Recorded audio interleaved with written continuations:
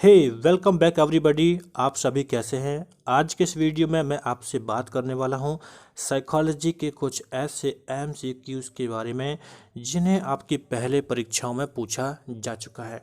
This is from your NTA net examinations.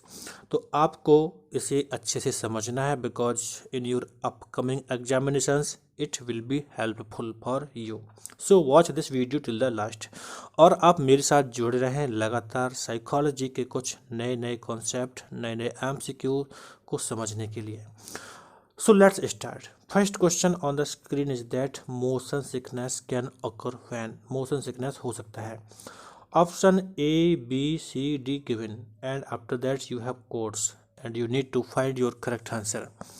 So I want to tell you this question is directly based on keywords. अगर आपने motion sickness का जो meaning होता है उसको ध्यान से पढ़ा होगा, याद किया होगा, so simply you can answer of this question. So I want to tell you directly that the correct answer is that option 3। Option 3 इसका सही आंसर है। भले ही यहाँ पर पहले से टिक है, वो मैंने स्टडी किया था सो टिक है, और भी आगे क्वेश्चन वो भी टिक है पहले से। But I want to tell you कि आपको ध्यान रखना है कि हमें कीवर्ड्स को भी याद करना होता है बिकॉज फॉर एनी सब्जेक्ट अगर हम कीवर्ड्स को अच्छे से याद कर पाते हैं तो हमारा बेस क्लियर हो जाता है, हम चीज़ों को अच्छे से समझ पाते हैं। सो मोशन सिकनेस भी एक ऐसी प्रॉब्लम है। ये कब होती है? जब किसी के विजुअल सिस्टम और जो वेस्टिबुलर सिस्टम होता है इन दोनों में जब कॉन्फ्लिक्ट होता है तो उस वक्त जो प्रॉब्लम होती है, जो कॉन्फ्लिक्ट होता है, उसे मोशन सिकनेस कहा जाता है। विजुअल सिस्टम यू अंडरस्टैंड, जो भी हमारा देखने का तरीका सिस्टम है वो विजुअल सिस्टम होता है। अब यहाँ पर वेस्टिबुलर सिस्टम लिखा है, थोड़ा इसको देख लेते हैं। मैं पहले ही वीडियोस में जब एमसीक्यू डिफाइन किया था वहाँ पर मैंने आपको दो चीज़ों के बारे में बताया था। एक तो था काइनेस्थेसिस और दूसरा था वेस्टिबुलर सिस्टम। तो इन दोनों में डिफ्रेंशिएट हमको पता होना चाहिए कि अंतर क्या होता है।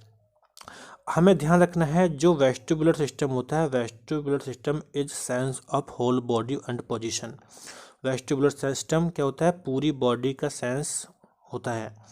एंड जो काइनेस्थेसिस होता है this is the sense of particular body parts, body movements. जैसे कि अगर मैं अपने फिंगर को मूव करूं, अपने लेग को मूव करूं, तो जब बॉडी पार्ट्स के मूवमेंट की बात होती है तब होता है काइनेस्थेसिस, और जब whole body sense, whole body movement की बात होती है तब होता है वेस्टिबुलर सिस्टम। तो हमें ध्यान रखना है कि विजुअल सिस्टम के साथ अगर वेस्टिबुलर सिस्टम कॉन्फ्लिक्ट में है तब होता है मोशन सिकनेस। कभी कभी एग्जाम में आप देखेंगे यहाँ पर जैसे ये आपका वंस विजुअल सिस्टम लिखा गया है, इसके बाद यहाँ पर लिख दिया जाएगा kinesthetic system are in conflict, तब भी वो आंसर सही नहीं होता है क्योंकि विजुअल सिस्टम के साथ में अगर वेस्टिबुलर सिस्टम में प्रॉब्लम होती है तब मोशन सिकनेस होता है, ये ध्यान रखना है। So this third option only D is correct. Now next question that is question number 2। इसमें भी आपका आंसर पहले से टिक है, तो लेकिन हमको समझना क्या है कि क्या पूछा गया है और क्या हमको समझना है। देखिए इसमें बोला गया है read each of the following two statement assertion A and reason R. हमको यहाँ पे टू स्टेटमेंट दिए गए हैं एसर्शन एंड रीजन, हमें इनको समझ के यहाँ पर आंसर देने हैं। So first is iconic store is a discrete visual sensory store and because information is believed to be stored in the form of visual codes. यहाँ पे दो बातें कही गई हैं एंड हमें अब आंसर यहाँ पे समझना है। सो अगर हम एसर्शन और रीजन को ढंग से समझ जाएं तो यहाँ पर जो कोड्स हैं उनमें से सही आंसर को फाइंड करने में प्रॉब्लम नहीं होती है। So just try to understand कि जो आइकॉनिक स्टोर है और जो विजुअल सेंसरी स्टोर है ये सच है, दिस इज ट्रू बिकॉज ये दोनों अलग होते हैं, डिस्क्रीट होते हैं।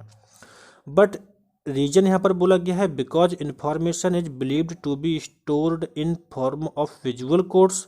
सो जस्ट ट्राई टू अंडरस्टैंड कि क्या इन्फॉर्मेशन ओनली विजुअल कोड्स के फॉर्म में स्टोर होती है? नहीं। So this is not right, it is wrong. तो iconic store is a discrete visual story, sorry visual sensory store, ये दोनों अलग अलग होते हैं, डिस्क्रीट होते हैं, it's right. So only option third A is true but R is false, this is right and this is correct answer. Now look next question. Third question, backward conditioning occurs, backward conditioning कब होती है? So this question is from your conditioning. आपने conditioning के बारे में पढ़ा होगा। Conditioning की जब हम बात करते हैं तो वहाँ पर हम ऑपरेंट कंडीशनिंग की बात करते हैं, है ना। आपने लर्निंग चैप्टर के अंतर्गत इसको पढ़ा होगा। सो हमें बताना है कि बैकवर्ड कंडीशनिंग क्या है। तो अगर हम कहें कीवर्ड्स के बारे में फिर से थोड़ा फोकस करिए तो हम देखेंगे बैकवर्ड कंडीशनिंग मतलब कुछ ऐसा बता रहा है हमको कि कंडीशनिंग होने की जो प्रोसेस है उसकी अपोजिशन में क्या है, उसके बैकवर्ड मतलब रिटर्न में क्या है ना। जैसे मान लीजिए आप घर से बाहर निकल जाएं और फिर से घर में लौट के आ जाएं, तो ऐसी कुछ मान लीजिए कि बैकवर्ड कंडीशनिंग कब होती है। तो देखिए कंडीशनिंग कब होती है, आपने पढ़ा होगा लर्निंग चैप्टर के अंतर्गत। कंडीशनिंग कब होती थी? जब किसी हम न्यूट्रल स्टिमुलस के साथ में किसी अनकंडीशनल स्टिमुलस को ऐड कर देते थे। यानी जैसे बैल के साथ में जो साउंड होता है, मान लीजिए साउंड के साथ में आपने कोई अनकंडीशनल स्टिमुलस, जैसे कि ब्रेड है, किसी डॉग के लिए ब्रेड मान लीजिए, तो किसी डॉग के लिए जो ब्रेड है वो अनकंडीशनल स्टिमुलस है। लेकिन अभी मतलब जब सब कुछ ठीक था, नॉर्मल था, तो क्या था, जो डॉग था वो ब्रेड को देखकर सलाइवा देता था। लेकिन अगर आपने ब्रेड को देने से पहले साउंड के बेल को बजाना शुरू किया, उसके बाद आपने ब्रेड को देना शुरू किया, जब आप लगातार ऐसे ही करते रहते हैं तो ये जो बेल होती है या जो साउंड होता है उसकी वजह से भी डॉग सेलिब्रेट करने लगता है। इसका मतलब ये हमारी जो बेल साउंड होती है वो कंडीशनड हो जाती है उसके साथ में। तो ये होती है कंडीशनिंग प्रोसेस। अगर हम इसके उल्टे चले जाएं, बैकवर्ड में चले जाएं, तो ऑप्शन हमारा फोर्थ सही बनता है कि यूएस यानी unconditional stimulus is presented first and conditional stimulus is presented after the termination of US.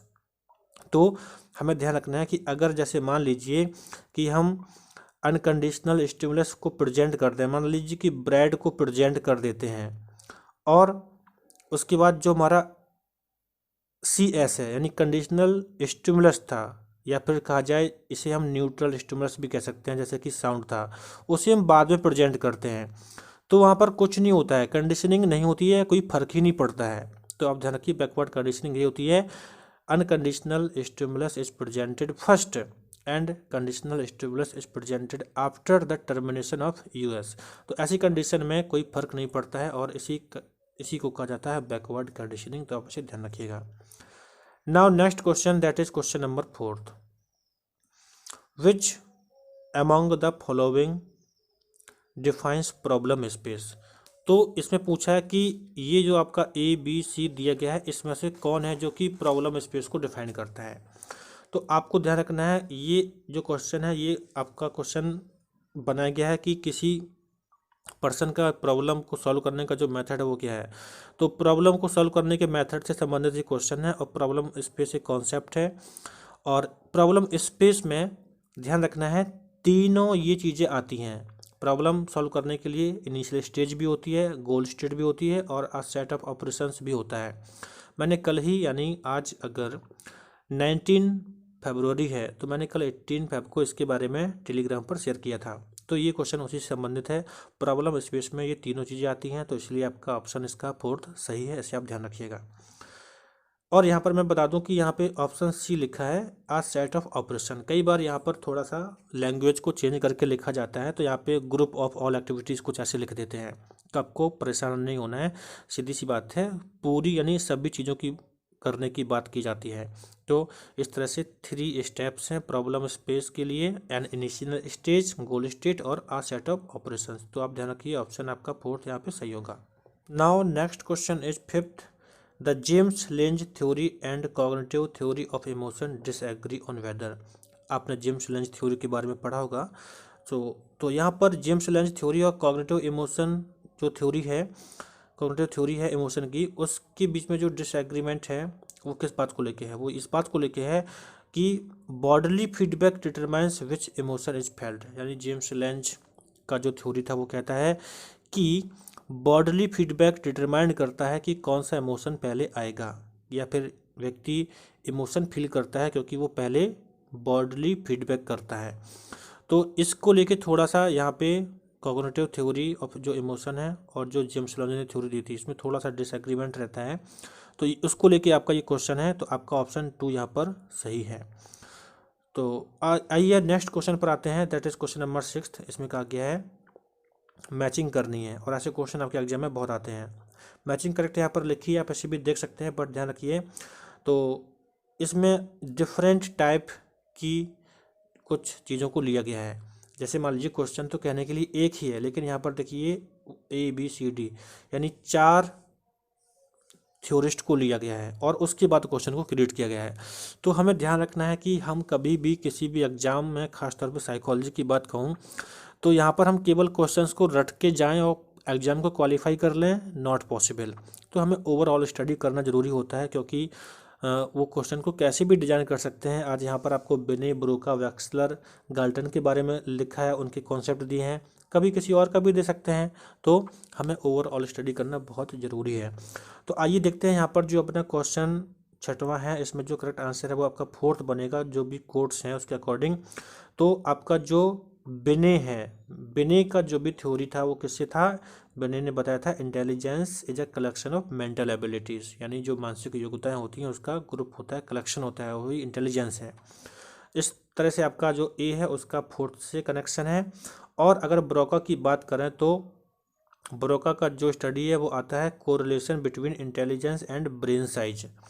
आपको मैं बता दूं, पॉल ब्रोका इनका पूरा नाम था और ये फ्रांस के न्यूरोलॉजिस्ट थे। इन्होंने ब्रेन साइज को लेके स्टडी किया था। इन्होंने ऑटोप्सी के दौरान जो एडल्ट पर्सन होते हैं उनके ब्रेन का साइज मेजर किया था, और जो चिल्ड्रंस होते हैं उनके ब्रेन का साइज मेजर्स किया था, और इसके बाद इन्होंने कोरिलेशन फाइंड किया था और इंटेलिजेंस को भी इसी के हिसाब से डिफाइन किया था। तो आपका बी का ऑप्शन यहाँ पे सेकंड से है। और बता दूं, एक कॉन्सेप्ट और है कि ब्रोका, आपने पॉल ब्रोका का स्टडी जब किया होगा तो एक कॉन्सेप्ट और आता है स्पीच प्रोडक्शन से। स्पीच प्रोडक्शन, आपको ध्यान रखना है कि ब्रोका का नाम स्पीच प्रोडक्शन से भी जुड़ा हुआ है। इसी मैंने इस तरह से याद किया है कि अगर कभी एग्जाम में ब्रोका का नाम लिखा हो और सामने कुछ कॉन्सेप्ट दिए हों, तो कैसे हम याद कर पाते हैं कि ये ब्रोका से है कि नहीं है। बी मतलब हिंदी में ऐसे बा कह सकते हैं, और बा मतलब हिंदी में हम बोलो कह सकते हैं, और बोलो मतलब स्पीच प्रोडक्शन। तो स्पीच प्रोडक्शन का संबंधन किससे होता है? ब्रोका से होता है। तो आप इसे ध्यान रखिएगा। इस तरह से जो वैक्सलर है इनका स्टडी आपका performance based intelligence test eliminate cultural bias, यानी जो परफॉर्मेंस बेस्ड इंटेलिजेंस टेस्ट होते हैं उससे कल्चरल बायस एलिमिनेट होते हैं, इसको लेकर स्टडी था। और लास्ट में आपका जो गाल्टन था उनका था intelligent people often have intelligent relatives, तो इनका इनसे स्टडी है, या फिर थोड़ा सा इनके स्टडी में इन चीज़ों को देखा गया था, समझा गया था। तो इस तरह से आप मैचिंग करेंगे और इन्हें याद करेंगे। And now last question, that is question number 7th।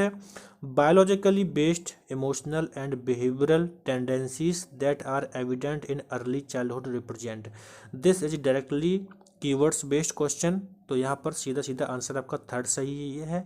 ये टेम्परामेंट जो वर्ड लिखा है इसका ये डेफिनेशन लिखा हुआ है, तो आप ऐसे भी याद कर सकते हैं। और हमें ध्यान रखना है ट्रेट और टेम्परामेंट दोनों में अंतर होता है। टेम्परामेंट जो होता है that is the biologically based होता है, ये जन्मजात होता है, बायोलॉजिकली बेस्ड होता है, और ये चाइल्डहुड के टाइम पे ज़्यादा देखने को मिलता है। जो कि ट्रेट्स होते हैं ये लाइफ में लेटर टाइम पे डेवलप होते हैं, क्योंकि लोग सोसाइटी में अलग अलग तरीके से चीज़ों को सीखते हैं। तो इस तरह से इसका ऑप्शन 3rd सही है। So thank you for watching this video. आप मेरे साथ जुड़े रहें, कुछ ऐसे ही और भी चीज़ों को सीखने के लिए मिलते रहेंगे। एंड अब चलता हूँ मैं।